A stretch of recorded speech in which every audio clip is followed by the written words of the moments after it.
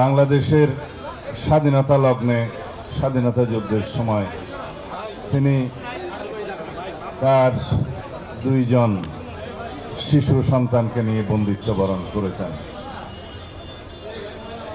শহীদ জিয়া রহমানের শাহাদত বরণের পর কিছু সময় পরে স্বৈরাচারী সামরিক সরকারের সময়ে দীর্ঘ 9 বছরের আন্দোলনের নেতৃত্ব দিয়ে তিনি আপোষহীন দেশনেত্রী উপাধিতে ভূষিত হয়েছেন। স্বৈরাচারকে হটিয়েছেন, দেশে পুনর্বার গণতন্ত্র নির্মাণ করেছেন এবং সংসদীয় গণতন্ত্রের প্রবর্তন করেছেন।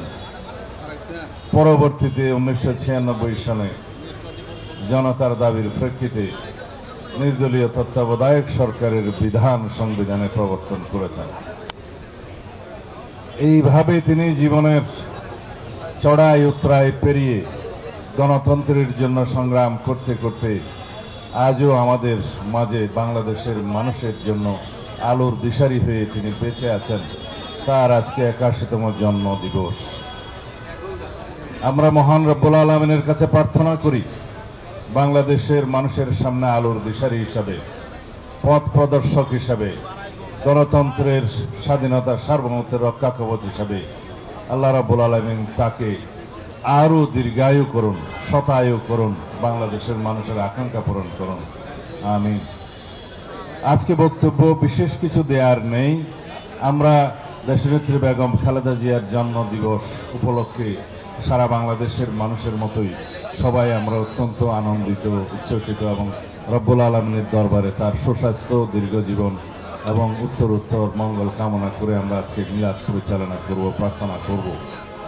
কিন্তু বাথরুম যাতা ওডোনিল নাই। আজ নিন ওডোনিল। সুবাসিত ঘরে স্ট্যাটাস বাড়ে। কিন্তু বাংলাদেশের সমসাময়িক রাজনীতির প্রেক্ষাপটে আমরা সমস্ত বিষয়ে দিক নির্দেশনা পাচ্ছি দেশনেত্রী বেগম খালেদা জিয়ার কাছ থেকে। তিনি নির্দেশনা দিয়েছিলেন আলাপ আলোচনার মধ্য দিয়ে গণতন্ত্রের আলাপ আলোচনার মধ্য দিয়ে ঐক্যমতের ভিত্তিতে গণতন্ত্রের উত্তরণের পথকে সহজতর করতে হবে। তার সেই নির্দেশনা মোতাবেক আমরা সরকারের সাথে আলোচনা করেছি অনেকবার। সমস্ত গণতান্ত্রিক শক্তিসমূহের সাথে আমরা আলোচনায় রত।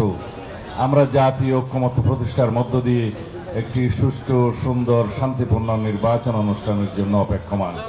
সারা জাতি অপেক্ষমান। আমরা সেই গণতন্ত্রের জন্য অপেক্ষমান যে গণতন্ত্রের জন্য আমাদের সন্তানরা শহীদ হয়েছেন, রক্ত দিয়েছেন, পঙ্গুত্ব বরণ করেছেন, অন্ধত্ব বরণ করেছেন। আমরা অবিরাম 16-17 বছরের গণতান্ত্রিক সংগ্রাম করেছি। সেই গণতন্ত্রের জন্য আমরা অপেক্ষমান। এই গণতন্ত্রকে যদি আমরা বিনির্মাণ করতে চাই, অত্যন্ত শক্তিশালী হিসাবে একটি গণতান্ত্রিক রাষ্ট্র নির্মাণ করতে চাই সাম্যের ভিত্তিতে, তাহলে এই গণতন্ত্রের জন্য আমাদেরকে জাতীয় ঐক্য বজায় রাখতে হবে। ফেসিবাদ বিরোধী যে জাতীয় ঐক্য প্রতিষ্ঠিত হয়েছে সেই জাতীয় ঐক্যকে শক্তিতে পরিণত করতে হবে।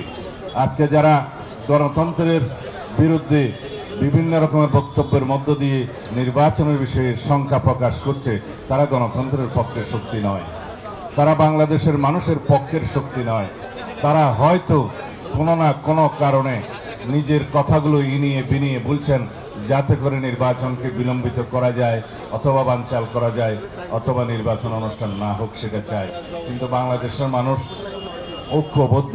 বাংলাদেশের মানুষ গণতন্ত্রের জন্য, ভোটাধিকার প্রয়োগের জন্য তারা সংকল্পবদ্ধ।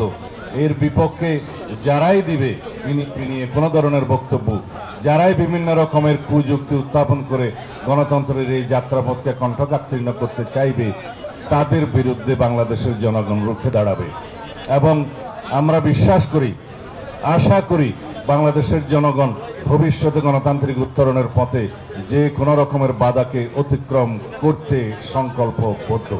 সুতরাং সবাইকে অনুরোধ করব, সব গণতান্ত্রিক শক্তি, সব গণতান্ত্রিক রাজনৈতিক দলকে অনুরোধ করব, আপনারা যেভাবে ঐক্যবদ্ধ হয়েছিলেন ফেসিবাদ বিরোধী গণতান্ত্রিক সংগ্রামে, সেই একই রকম ঐক্য নিয়ে আসুন। আগামী নির্বাচনের জন্য সুষ্ঠু শান্তিপূর্ণভাবে যেভাবে আমরা নির্বাচন অনুষ্ঠান করতে পারি সেইভাবে আমরা ঐক্যবদ্ধ থাকি, আলাপ আলোচনা করি এবং আমরা গণতান্ত্রিক উত্তরণকে সহজতর করি। ধন্যবাদ সবাইকে। আসসালামু আলাইকুম।